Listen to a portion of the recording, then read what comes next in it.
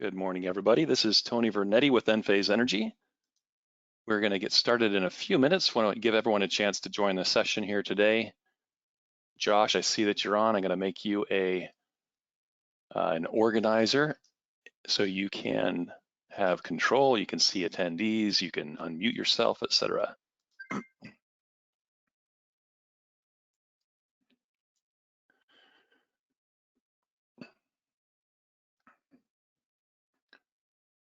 All right, so we're just going to wait a few minutes, everybody, just to make sure everyone can launch the software in their computer and join the session. So please hang on. Thanks. Thank you, Tony. Good morning, everyone. Hey, Josh. I'll be How's on it going? Oh, I'm doing great, Tony. Good to see you, sir. Good to see you too. Thank you for your awesome support, and thank you everyone here for joining us at the Soligent YouTube channels where this will be uploaded afterwards. And of course, thank you so much to Enphase for being a part of our Soligent storage webinar series. We're excited to learn today, Tony. Thank you so much.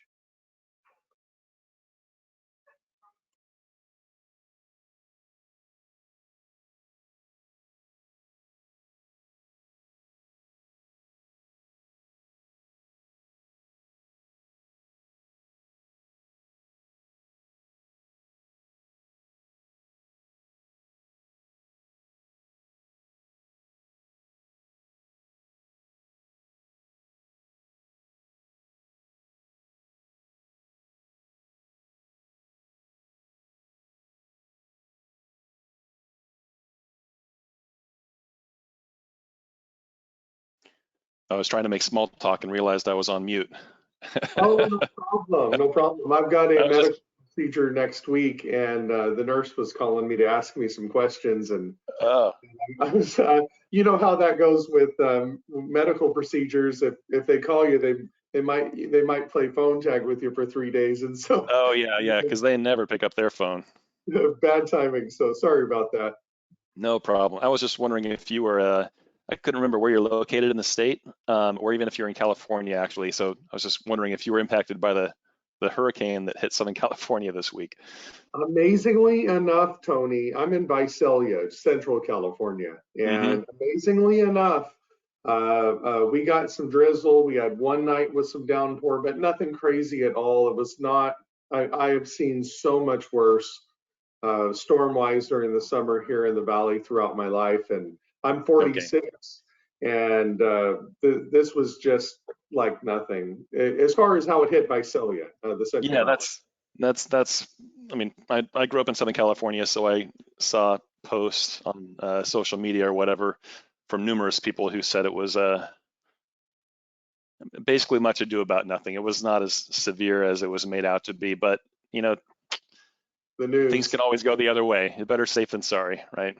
The news. I told my wife that. I said, "Oh my gosh, they reported it, you know, life-threatening, and you know, they were calling it hurricane watch even 2 days after it was no longer a hurricane. They were still calling it hurricane watch, you know." And oh, it was crazy. They showed this this garden bed of like wet rocks, and they kept showing it like it was just insanity. And not to make a light of it, I do know that like in Palm Springs and certain areas that they did have some flash floods, and I know there were a couple areas where it got hit pretty bad. So that, you know, definitely prayers for those folks. But yeah, the news media, the sky is falling, Chicken Little, right? Yep. Well, the word got out, so it seems like everyone prepared for the worst and, you know, stayed home for the most part, which is a good thing. Right. Preparedness. In Northern California, where I live, it was blue, well, partly cloudy skies and 72 degrees. It was like a perfect day. Didn't touch the Monterey area. How appropriate, though, that this is happening right now as far as this educational opportunity with Enphase and energy storage, power outages, tracking storms. I mean, the technology, I don't mean to dovetail it in, but it literally. Yeah, let's get going. Yeah, I think it's phenomenal. Curious, well, are we looking good on our attendees? Yeah, I was just going to comment that I think we have enough of the registrants that are on the call to go ahead and begin. Would you like to kick it off for us? That sounds great. Excellent.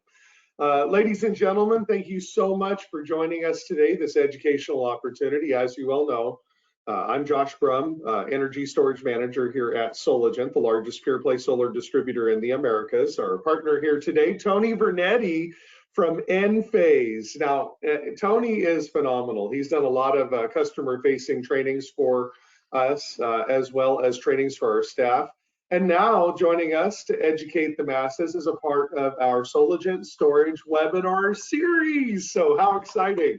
Thank you for being here with us, Tony. And folks, we're glad that you're here as well. Like Einstein once said, don't seek to be successful, but seek to be valuable.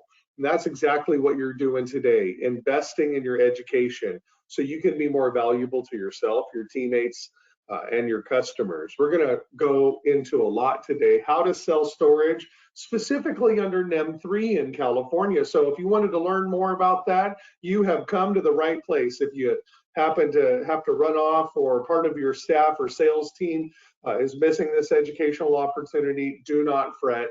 We are uploading this Enphase, how to sell energy storage under NEM3 in California training video, uploading it to the Soligent YouTube channel afterwards, so you can watch that on demand. In addition, Tony and his team, along with our Soligent team, we are willing to schedule at any time a personalized one-on-one training for you and your sales team as well, more in depth to assist with specific projects, etc. So we're excited that you're here, learning. A mentor of mine once said, there are 3 keys to success. Have a plan, always be looking for new opportunities, and never stop learning. That's what we're here to do today. Thanks again for joining us. Enphase, Josh Brum again, Energy Storage Manager here at Soligent, all part of the Soligent Storage webinar series. I'm so glad Enphase is here. Tony Vernetti, thank you, sir. Take it away for this great learning adventure, sir. Thanks for that amazing introduction, Josh. Hopefully I can live up to the hype. Just joking, no hype. My name's Tony Vernetti, as Josh said. I work with Enphase Energy, work at Enphase Energy. I've been at Enphase for about 3 years. And before that, worked as a solar sales and solar energy storage sales representative in California for a few different companies starting in 2008. So if you're in a sales position, I've been in your shoes before, and I've sat across homeowners, across the kitchen table from homeowners many times and had the conversations with them. So I have a good sense of what kind of conversations you're having now under this new paradigm of NEM 3.0. And I've worked with many key people on the Enphase team over the past several months on putting together many of the training materials that you're going to see today, the presentation that you're going to see today, as well as additional materials that I'll point you toward that will hopefully really help you understand the package or the solution that Enphase is offering, the benefits in terms of saving time and saving money on these projects, and quick installation times and simple projects that can really help you be more successful under NEM 3.0. So let's go ahead and get to the meat of the content here. So I've got a little bit different setup here. I'm going to turn my camera off just to save on bandwidth. Okay, here we go. So I do want to just remind you that there's a questions tool in GoToWebinar. If you have a question, feel free to type that into the tool, and I'll see it come in on my side. I might pause to answer that question if it makes sense, or I might just answer your question at the end of the session. And if I don't know the answer today, I promise I'll get back to you within 24 hours with an answer. So right off the bat, I wanted to let you know that we have multiple resources available. If you just go to the enphase.com homepage and scroll down just a little bit, you'll see a big banner about NEM 3.0 resources. So go to that and you'll see all these technical support resources, or technical resources, I should say. You can download a copy of this presentation that we're going to go over in PDF format, so you can have that on hand or even share it with your customers if you'd like to. There's a quick guide, which is basically just like a one-page summary of the various resources that Enphase is offering to support you with NEM 3, and specifically the type of system that we're suggesting. And then there's a more detailed white paper if you want to really take a deep dive into the topic of NEM 3.0 and Enphase's solution. There's also a design video on how easy it is using the Solargraph software, which is an Enphase company, to design a energy storage system specifically for NEM 3.0 projects. It really can be done just in a matter of a couple of minutes.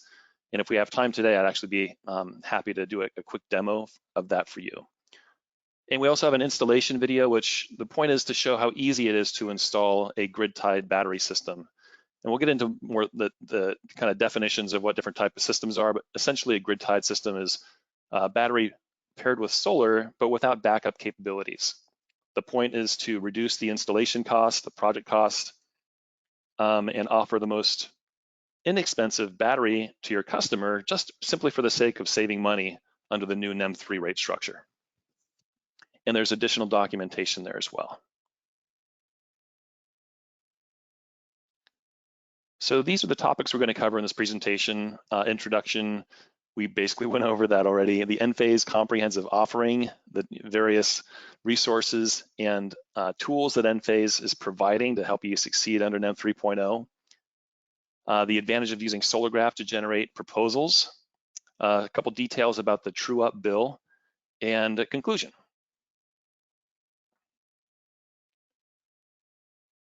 So let's start with the key takeaways. So by the end of this session, you should understand everything that's on this slide here.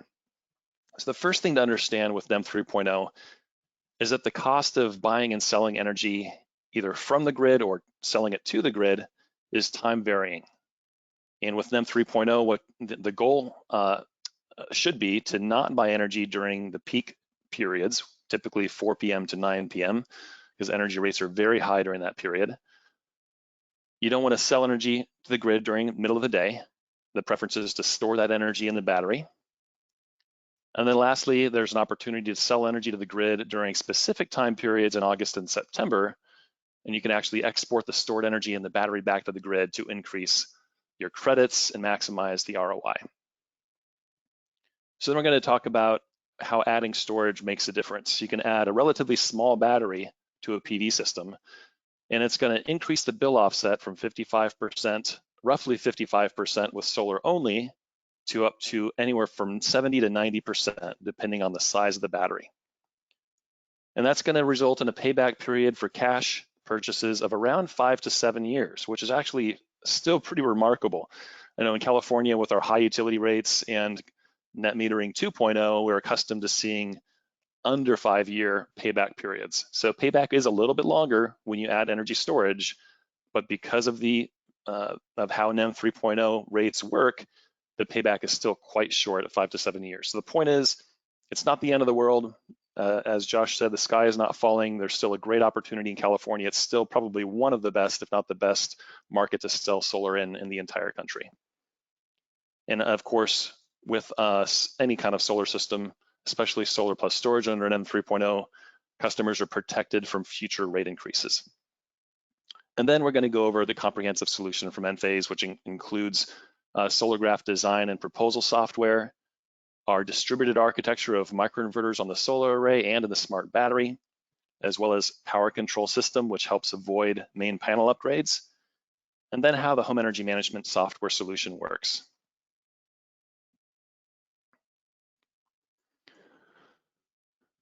So as I mentioned, buying and selling electricity under NEM 3.0 is time varying.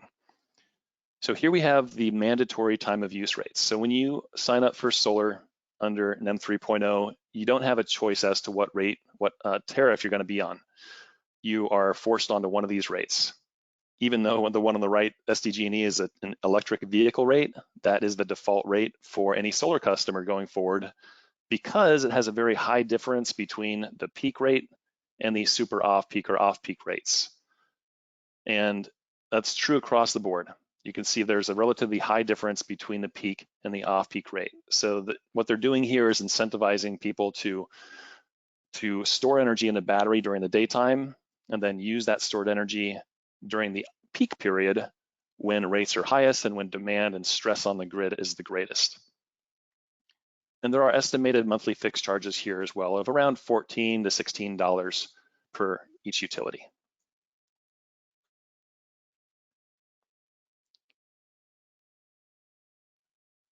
So let me actually come back here to be real clear. So under NEM 2.0, what we're used to is the rate that you would get for selling electricity back to the grid by exporting solar energy is the retail rate. So whatever that time of use rate was at the moment that kilowatt hour went back to the grid is the credit you would get. And that is what's one of the fundamental differences with NEM 3.0. With NEM 3.0, the rates you see on the screen here are the rates you pay for electricity, but these are the rates in PG&E during weekdays. The rates are a little bit different for the different utilities, but these are the export rates. So this is what the utilities will pay for electricity exported back to the utility grid. Now I know this is an eye chart, very, very tiny print here, but if you can see on the left-hand side, we have the hours of the day, 1 through 24. So the middle of the day that you can see is highlighted in, I think it's kind of a reddish color here. I'm colorblind, but it's dark color here in the middle. Yeah. Hey, Tony, forgive me, I'm not seeing the slides move. I'm still on slide number 1, and I just received a message from a colleague that they're only seeing slide number one as well. So Okay, great. Thanks for I'm not telling me sure that. there may be a technical issue or something like that. So, yeah. Oh, sharing the wrong screen. Okay. I added a new screen to my kind of setup here, and I selected the wrong screen. So you should be able to see the eye chart screen now. Can you see that? Yeah, good job. Good job. Excellent. Okay. And thank you very much, Chris Hamilton, for noticing that. And apologies for the technical difficulties. We're good. Yeah. Thanks. All right. So I think you guys were probably stuck on, I'm not even sure which slide, but I just want to quickly show you the time of use rate slide, because this is an important slide as far as understanding the cost of buying electricity from the utility now. So these are the mandatory rates that I was mentioning. So I'm not going to repeat everything that I said, but just notice here that the on-peak rates in the summertime are very high, from 54 cents all the way up to 81 cents per kilowatt hour if you're an SDG&E. And the off-peak rates are relatively low, anywhere from 15 cents to 32 cents. So the message here is pretty clear. You want to avoid buying energy from the utility during the peak period. It's very expensive. Okay, so here we have the export rates. So I put up PG&E because it's by far the largest utility in the state, and more people than not are going to be on these rates. And these are weekday rates. It's a little bit different on weekends. But the point is that during the time of the day when solar energy is being produced and potentially exported to the utility grid, the amount of compensation the utility gives is very, very small. You can see it's a fraction of a penny during the spring when there's abundant solar energy on the utility grid and relatively low demand, no air conditioning consumption typically, or very little in April and May.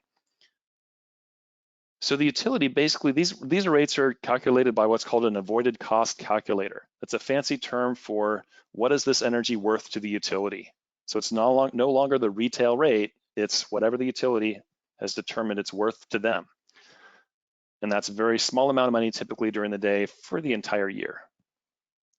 However, there are a few select times of the year when demand on the grid is very high. As we know, in August and September, throughout much of California, it's very, very hot, and people are cranking their air conditioning in the evening, and the utilities have to turn on peaker power plants, and they have to pay extremely high energy rates for those peaker power plants because they're very inefficient, not designed to run 24/7. So long story short, if you are able to export energy back to the grid during a couple of hours in August and September, namely 6 p.m. to 8 p.m., you can earn a significant amount of credit that will carry forward to future months. That's the key thing to understand about these credits. They can carry forward to future months.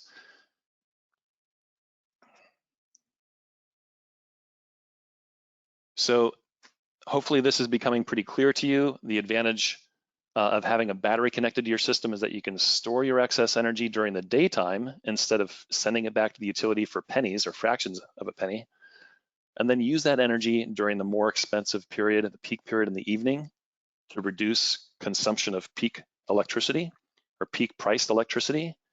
And during a couple hours of the year, send that energy back to the grid, export the energy to the grid from the battery, and earn additional credits.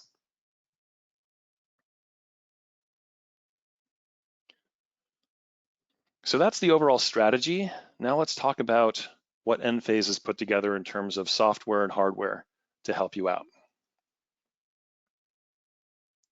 So first we're going to talk about SolarGraph. So SolarGraph is a solar design and proposal software. They have existed for many years. Enphase acquired them a couple of years ago, and we made sure when NEM 3.0 was first basically announced that it was official last year, we developed some additional kind of aspects of the software that make it possible to design a battery system and model that system's performance and the energy savings and utility savings accurately with the super complicated NEM3 rates and the thousands and thousands of hourly rates that vary over many, many years. And then we have microinverters. Of course, you know, we're famous for our microinverters for solar arrays, but we also have microinverters in our battery system because we really believe in the advantages of distributed architecture and AC architecture instead of DC architecture. With just in quick summary here, with microinverters, if there's a failure of one microinverter in a system, it has a nominal, very tiny impact on the overall system, and they're field replaceable in the batteries as well. So the system isn't out of commission if a microinverter fails. It has a very small impact and can be fixed quickly.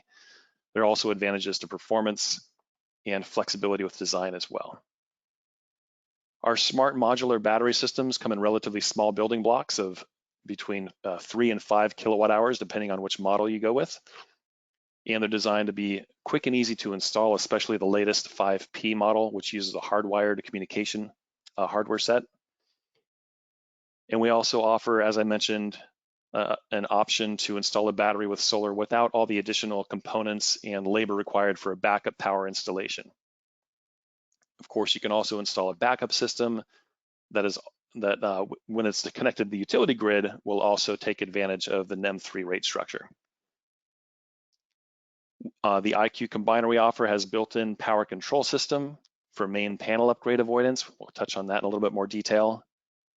And then the system is the energy management software that operates the actual system uses the same algorithms, the same intelligence that the SolarGraph design software uses, so that the actual performance of the system mimics the design of the system. So your customers are actually going to realize the utility savings that are estimated in the proposal.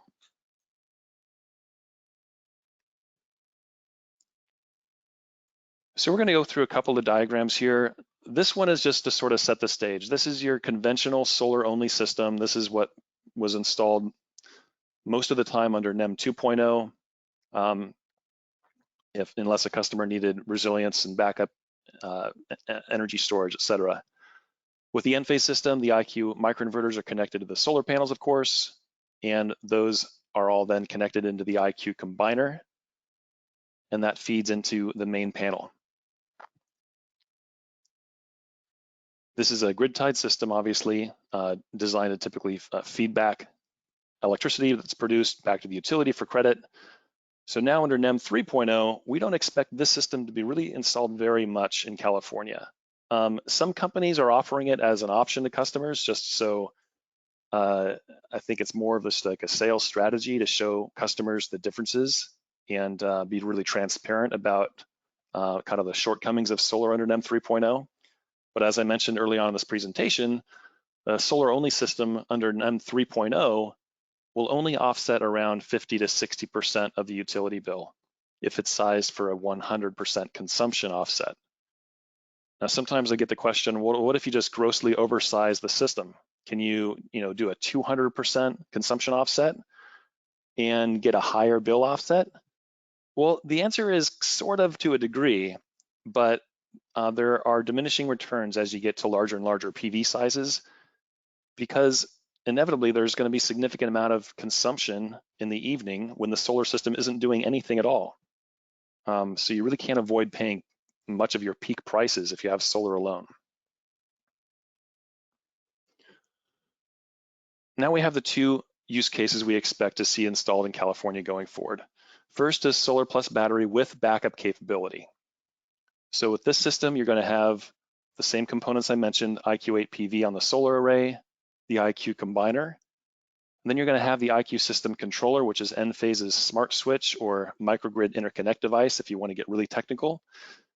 That is the switch that disconnects from the utility grid if there's a power outage and signals the system to form the microgrid in backup power. And then of course, you're also going to have an IQ battery or batteries connected into the system controller.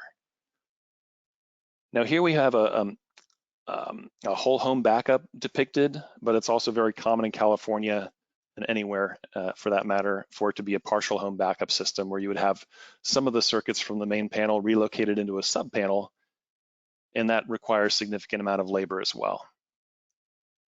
So this system, of course, is going to require additional work for sizing properly. It needs to be sized for both backup power to be able to start and run any appliance that needs backup power, as well as for the energy capacity. The system has to have enough storage capacity to power the loads of the home for the required period of time, whether that's a few hours or overnight. Naturally, this type of system is going to have a higher price because of the additional components and the additional labor required for moving circuits and doing the additional electrical work.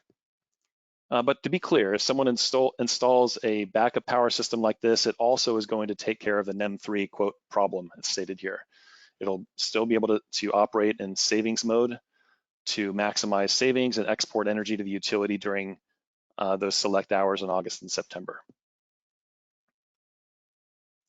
So that leads us to use case 2, which is solar plus battery without backup. So we anticipate this actually to be the most popular configuration in California because, as I mentioned, you really do need a battery to have a high bill offset.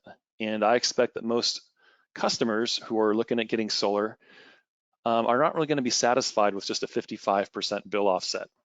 For years and years, people who get solar have been talking about how they're saving nearly 100% off their utility bill, except for some small fixed charges. And I think that's what people are going to expect going forward. And if we look at other markets that have gone through the same kind of transition, namely Hawaii is a good one. In Hawaii, net metering essentially ended for much of the utilities, or much of the folks there a few years ago.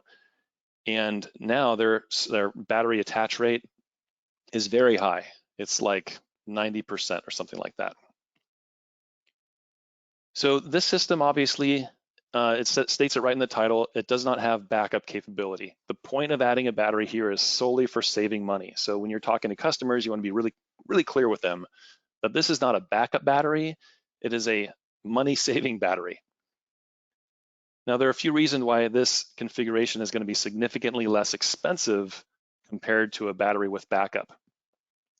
First, typically the size of the battery would be smaller for this configuration versus a backup battery, because the battery isn't being sized to start larger electrical loads like air conditioning, and it doesn't necessarily have to operate all night long. Another factor that impacts the battery size is that because it's not a backup power system, the battery does not have to have a reserve capacity setting of something like 30%. Typically, backup power systems, you want to keep about 30% of the battery energy in reserve, just in case there's an unexpected grid outage. If you're doing a system like this without backup, there's no reason to have reserve capacity. So you can set that reserve setting to 5% or even 0 and use all of the energy in the battery every single day if you want to. It's a grid-tied system. That just means that its primary function is to interact with the utility grid, not as a backup power system. As I mentioned, there's no IQ system controller. There, of course, are not going to be any IQ load controllers. Load control is an optional component and optional software feature of the Enphase system that's only required for backup power systems. There's no reason to install load controllers in a non-backup system. And no backup loads panel, reduced hours of labor, as I mentioned. And this system is very quick and easy to commission. Typically, commissioning this system is going to take less than 30 minutes, especially if you're using the IQ Battery 5P, which is a hardwired battery.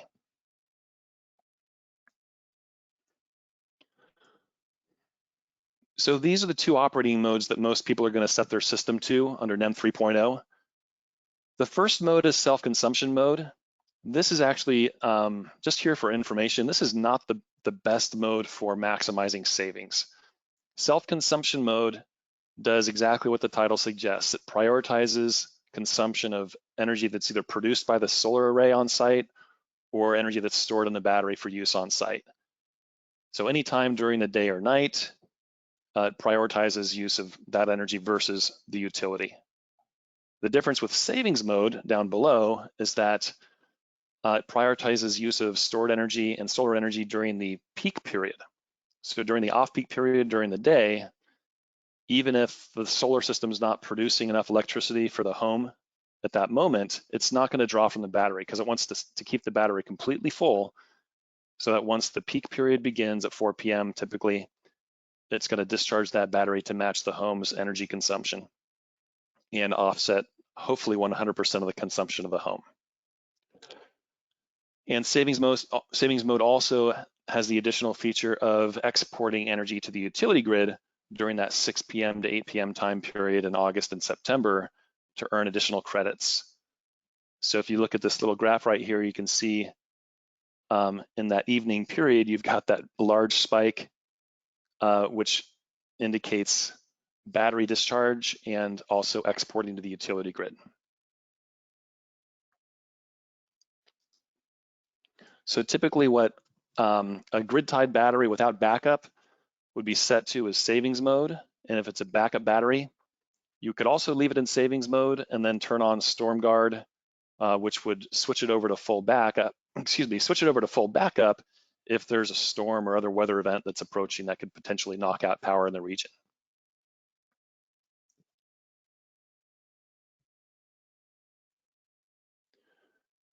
Okay, now let's talk a little bit about SolarGraph. So again, SolarGraph is a software, solar proposal and design software that Enphase acquired a couple years ago. And there are 5 easy steps that you would take to set up a project or design a project and do a proposal for a NEM 3.0. The first would be to set up the project details. Next would be to do a roof design, which SolarGraph makes it very easy to create a 3D model of very complicated roofs. It does a lot of automatic detection of pitches and roof angles and things like that. And then we recommend designing the solar system actually as you usually would for about 100% consumption offset. And then the battery design tool is actually, I think, probably the best of any proposal tool out there, as far as I know. Battery design you can select from many different manufacturers, and it will give you a recommended battery size based on your desired utility bill offset. The default is 85%. So if you set it to 85%, it's gonna suggest a battery that will offset at least 85% of the utility bill.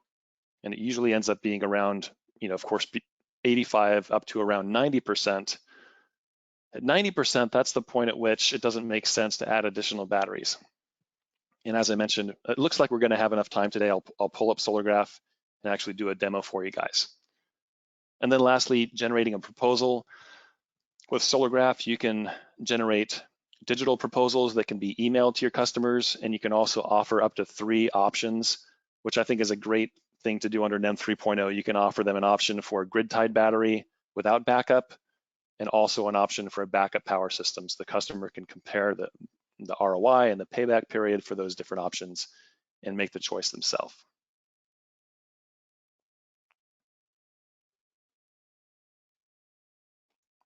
So advantages of using SolarGraph, I think I actually covered all the items on this slide already. So one thing I didn't mention is that with Enphase, you can either go with the 3T or 10T series, which comes in building blocks of 3.36 kilowatt hours, or the 5P is also an option, which is a 5 kilowatt hour building block. So the advantage of the modular system of Enphase is that you can perfectly size the system for the customer based on whatever their needs are, whether it's backup power or the best ROI. With other batteries on the market, they come in much larger building blocks, so it makes it much more difficult to really just find that perfect size for that customer and provide the best value to them. Another friendly reminder, everybody, Enphase has extended their warranty on the 3Ts, the 10Ts, and the new 5Ps, all at 15 years, right, Tony? Absolutely right. Yeah, that's a great point. So the 5P upon release had a 15-year warranty, And because basically they use the same battery technology of LFP, which is a very long-lasting battery chemistry, we also increased the warranty of the 3T and 10T series to 15 years and 6,000 cycles for any new system. So it's not retroactive for all systems installed in the history of the battery, but beginning July 1st of this year, any systems that are activated after July 1st have that 15-year warranty.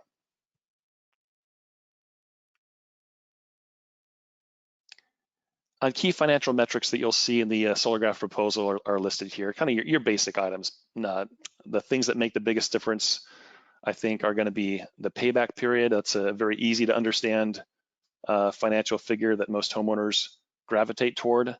And then bill offset, I think, is also key, showing that the solar system with a battery can offset 85 to 90% of the bill compared to a solar only system, which might just do 55%.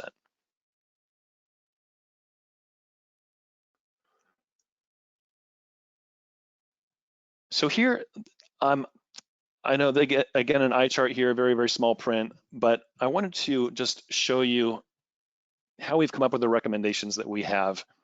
We didn't just pull them out of a hat. We did hundreds and hundreds of different simulations using different solar system sizes, different orientations of the solar panels, and different size batteries relative to the solar system to figure out what's that perfect ratio. And the answer is it does depend a little bit. It depends on, because the utility rates are significantly different in SDG&E versus, say, PG&E or SCE. It also depends on the consumption profile of the customer. By consumption profile, I mean the patterns of energy consumption of the home.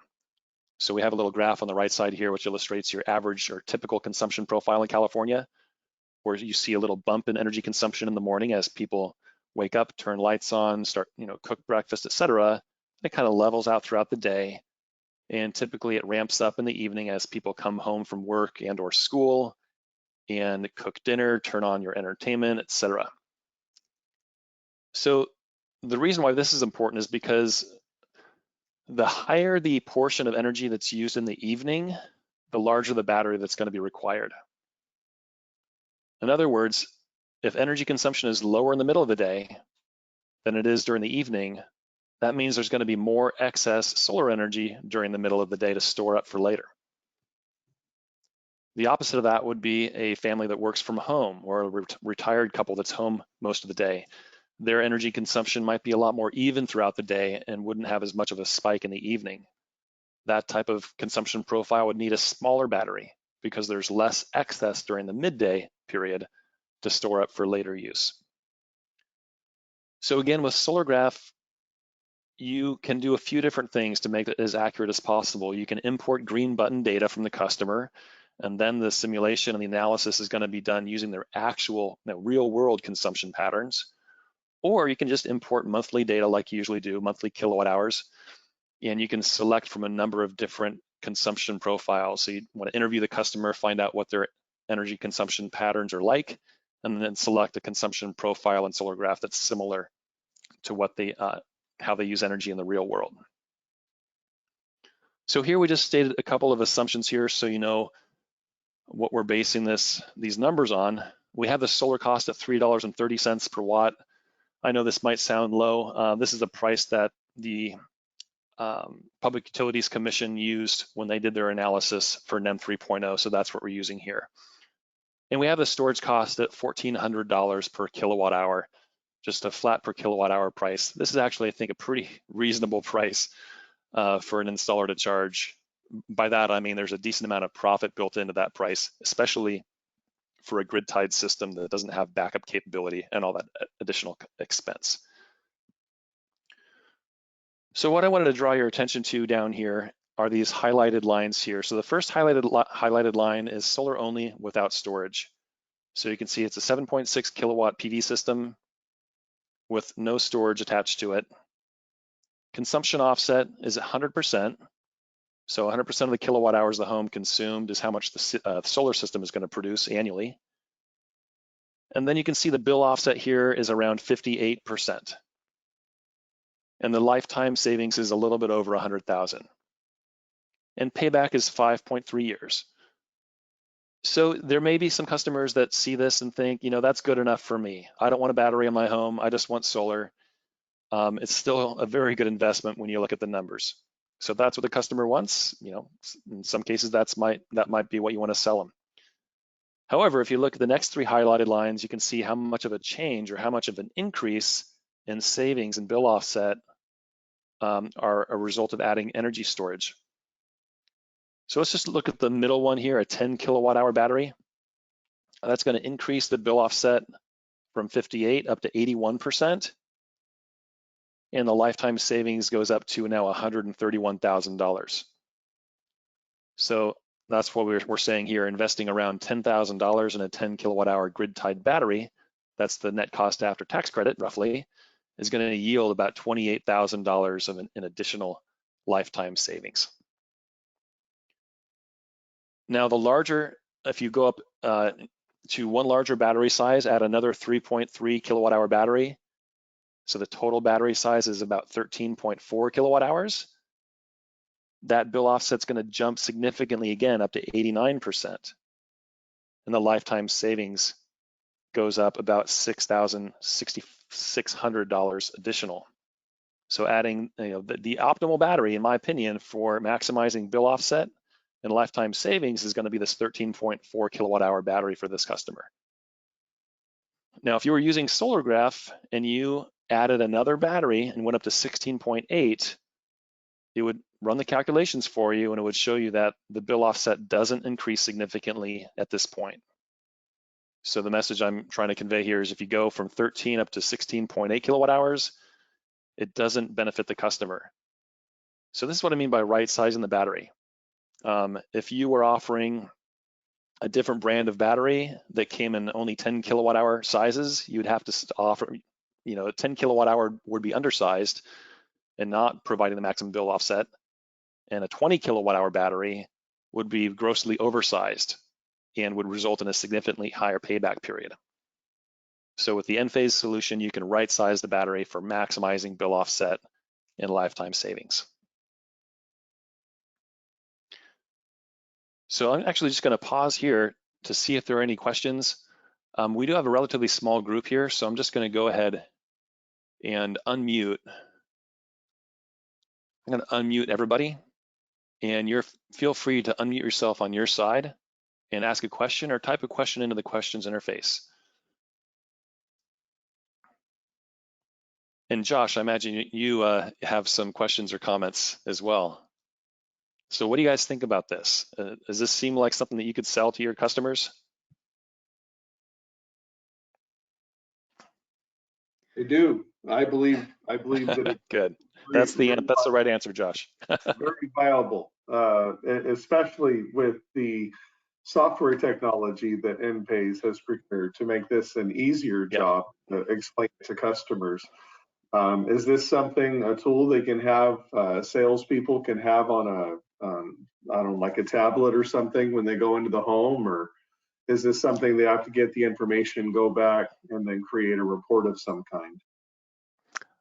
Well, I haven't tried to use Solargraph on a tablet, to be honest. I imagine it's tablet friendly, but you might be better off setting the project up on a laptop in advance of the meeting, and then it'll be much easier to do tweaks and do changes to the solar panel layout and roof design if you need to on site. If it's kind of a lot of the legwork is done in advance. Thank you. So let me just touch on a couple of more things here, and then I'll open up Solargraph and I'll do a quick demo of how to use the tool. And we are actually offering free demo accounts of Solargraph. So if you're using another solar software design tool and you're maybe not really happy with how it models NEM3 projects, you can try Solargraph for free.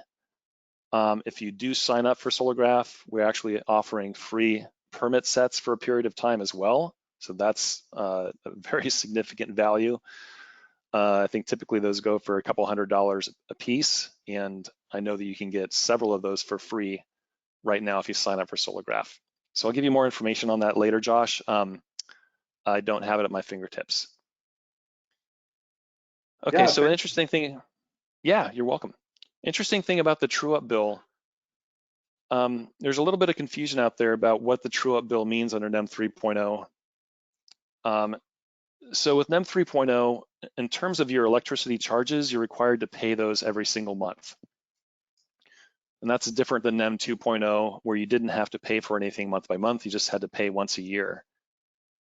So with NEM 3.0, you do have to pay whatever's due that month, but you can pay that either with a regular payment from your account, or you can pay it with any kind of credits that you accumulated from exporting energy.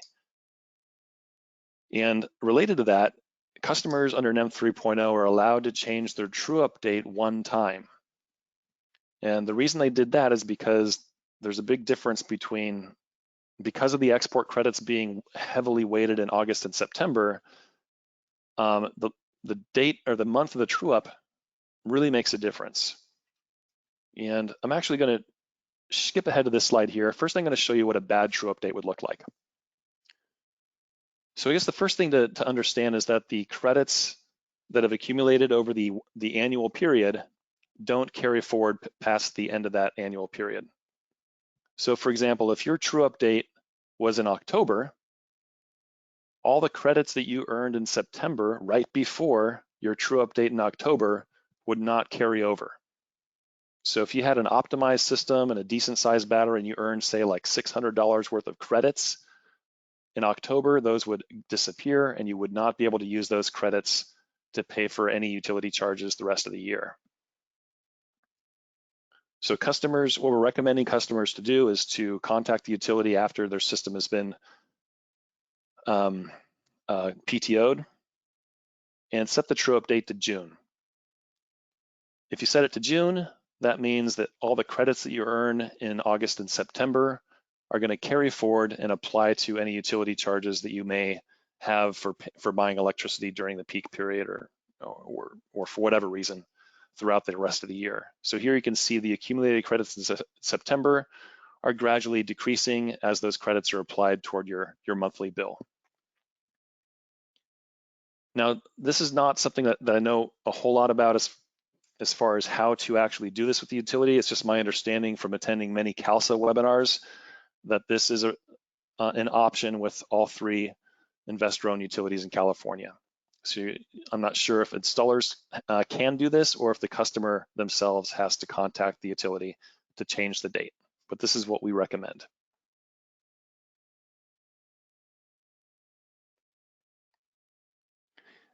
All right, conclusion slide. I'm not going to go through all these items because I think we did a pretty good job today of covering everything that really is important when it comes to NEM 3.0, from software to hardware to solar proposals. So let me drag a browser window over here and open up SolarGraph. How cool is this? Oh, awesome. We get to actually see it done, like an actual example of watching it happen, showing us how it's done. Thank you so much, Tony. You rock. You're welcome. I've done this demo like countless times over the past few months. So I'm going to knock on wood because that's when you say something like that, things go wrong. But here you go. There you go. Yeah. You're good. Okay.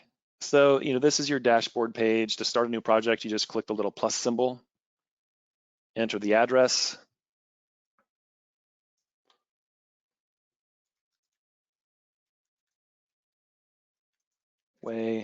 San Jose address right there in Northern California, sunny area.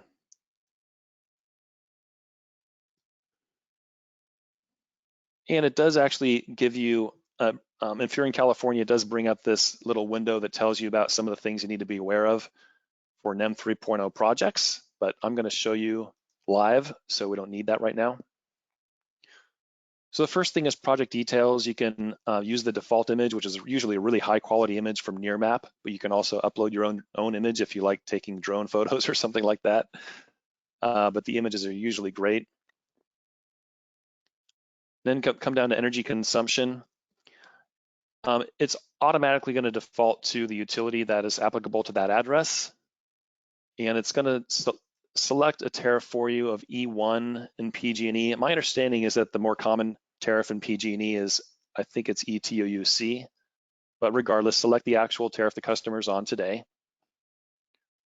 And then the post-solar tariff is automatically going to be selected for you. It's the mandatory tariff under NEM3 for that particular customer. And then grid connection type should also be automatic net billing tariff, which is the correct one for NEM 3.0. Then come down to electricity bills and consumption. You can upload usage. So if you are able to get green button data from your customer, this is going to result in the most accurate proposal because it's going to factor in their actual consumption patterns.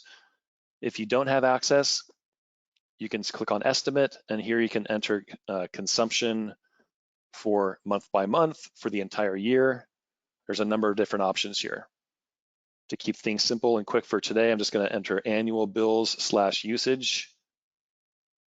For unit, I'm using kilowatt hours. And I'm going to enter 13,000 kilowatt hours for the year.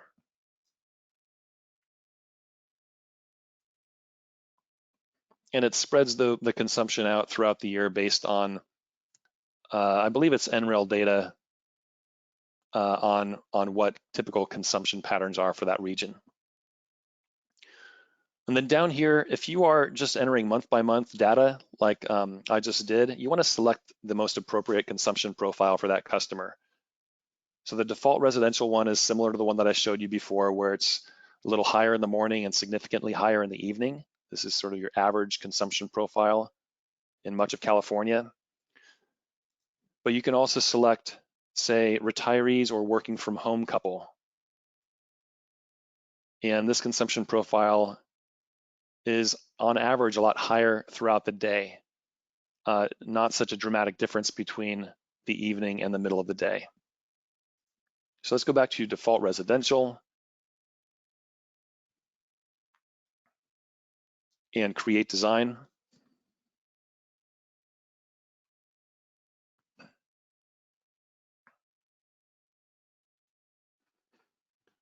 takes a minute for it to load the design screen here. Okay, so I like to zoom in so I can more accurately find the right spots. To keep things kind of quick, I'm not going to do the entire house. I'm just going to do the upper roof where the array would be installed. Start by just outlining the outer edges of the roof and then divide the roof into facets. And for the simple design, that's all you have to do. Then you can click on Wizard, and it's going to automatically detect the angle of those roof pitches, as well as any obstacles, or I'm sorry, obstructions on the roof like vents or chimneys, trees or buildings nearby, and the estimated shade from those. I'm just going to delete a couple of these vents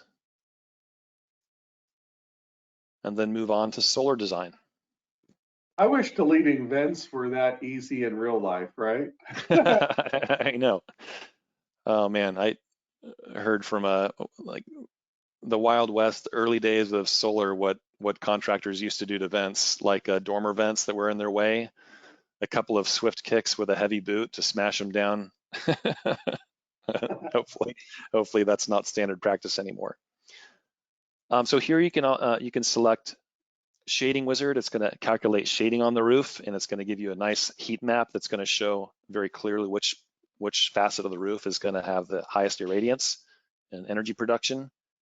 And you can also select fire setbacks. We have preloaded fire setbacks for different AHJs, and you can also customize those.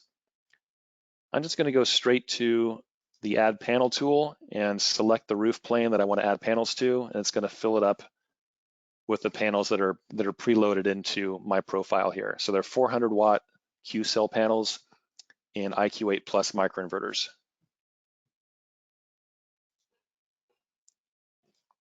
Now you can save changes now, and it's going to calculate shading on the solar array and tell you an estimate of annual production.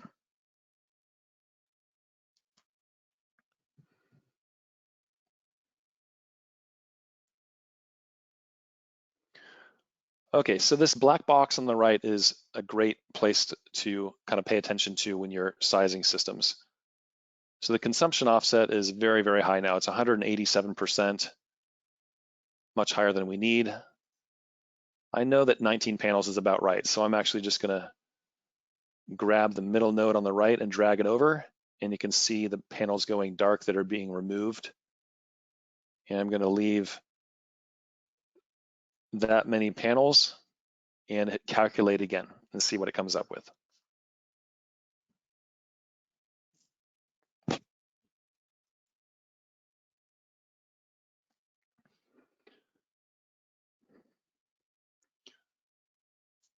Okay, we're at a consumption offset of 92.63%.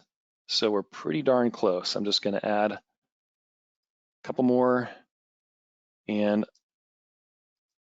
I think 19 is the magic number here. I'm gonna calculate one more time and see if I've come close to 100% here.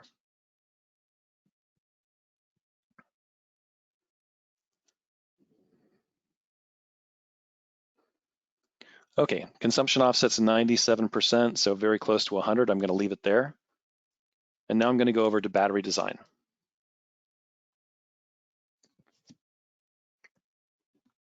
You don't have to hit save again, save changes again? When you go to the next tab, it automatically saves changes. Oh, excellent, thank you. Yeah.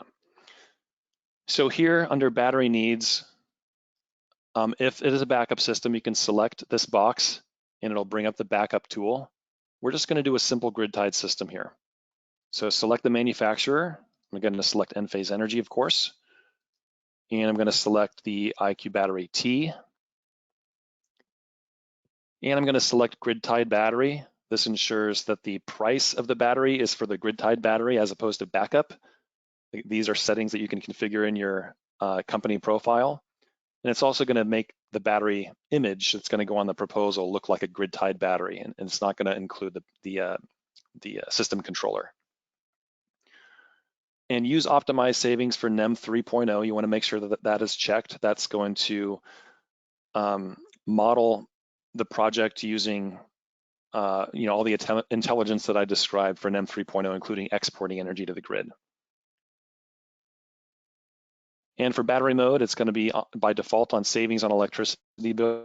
That's where you want to leave it.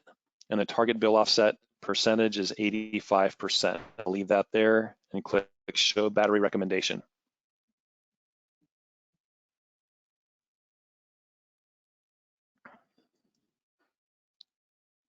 Does the calculations. It is recommending a 13.4 kilowatt hour battery.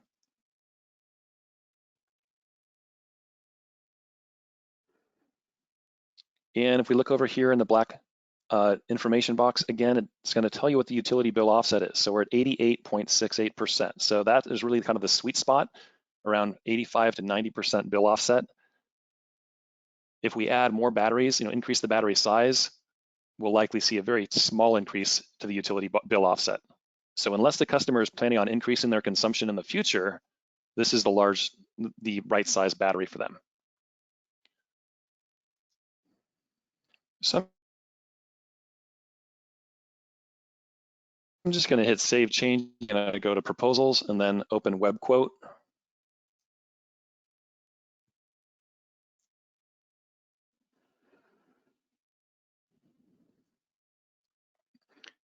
And it does take a few seconds to generate the web quote.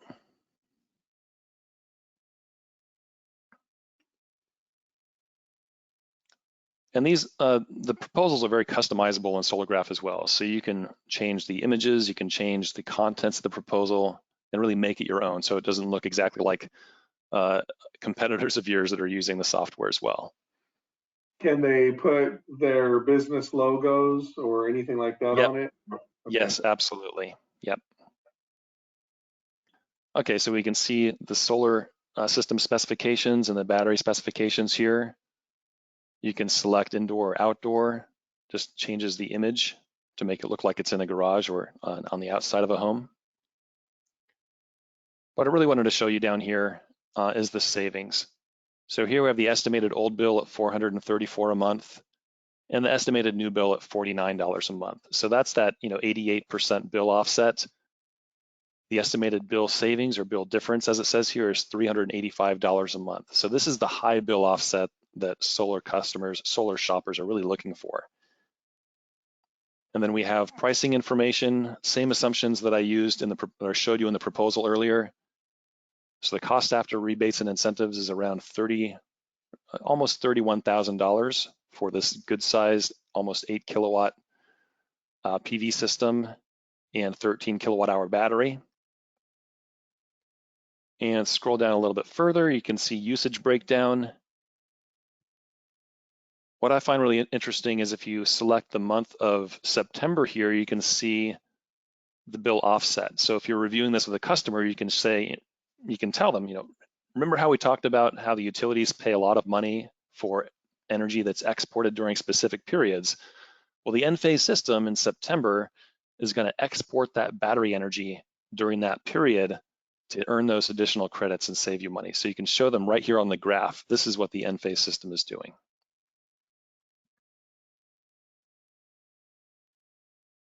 And come down here to estimated savings for a couple of key figures. We've got payback period at just about 6 years, estimated total savings over the lifetime of 25 years of the PV system, around $177,000, and an ROI of almost 20%, 19.1%. So again, not quite as amazing as it was before, but still compared to just about any other way somebody could invest their money in an investment with comparable risk, I mean, this is really amazing. All right, well, that's what I got for you guys today. There were definitely some additional questions that were typed in as I was doing that. So let me see, a couple great questions from Marcos.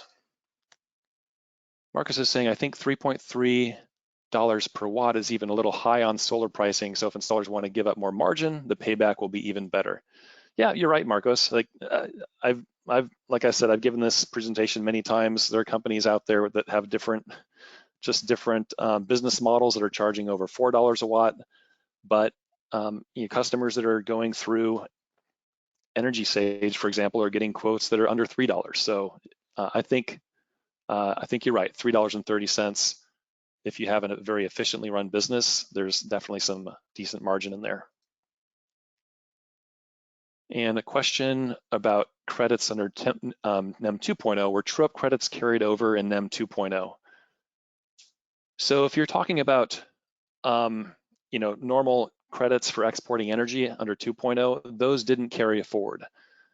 Under NEM 2.0, what they would do is actually look at your net energy exports, and essentially the dollar value of the credits would not be factored in, but they would look at your energy exports in kilowatt hours, and they would give you a credit at the wholesale rate, which is, I think today it's around 8 cents per kilowatt hour.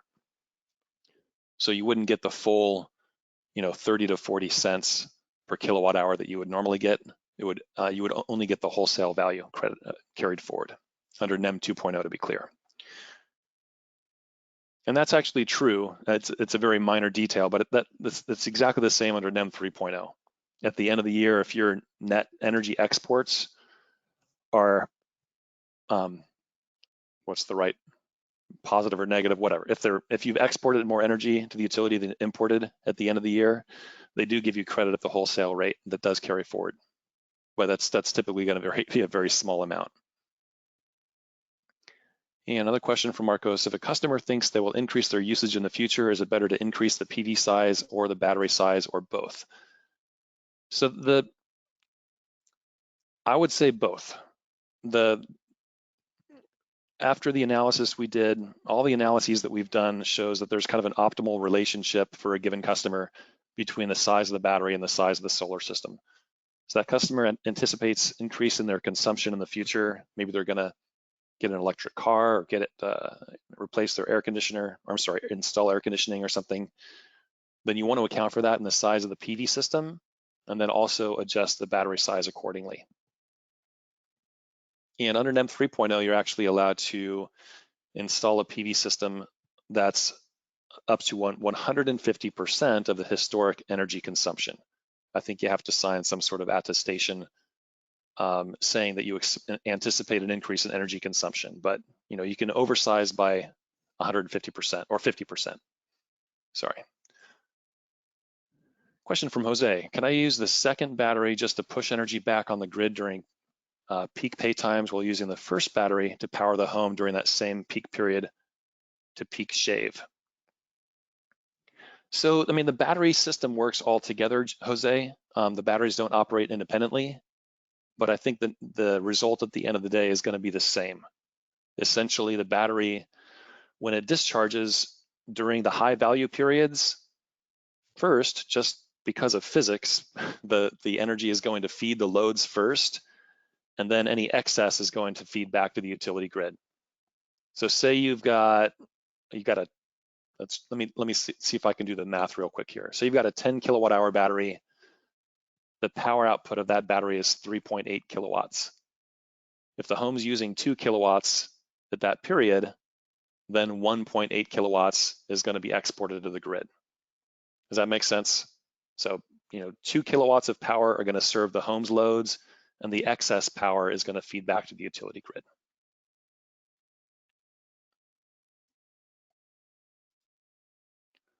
Great questions.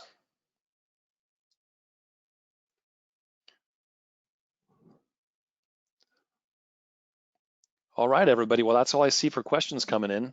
Hopefully this is a valuable session for you. As Josh said, this was recorded, and I will share the recording with Josh as soon as I can upload it. And it'll be available for you to review and share with your coworkers who weren't able to attend today.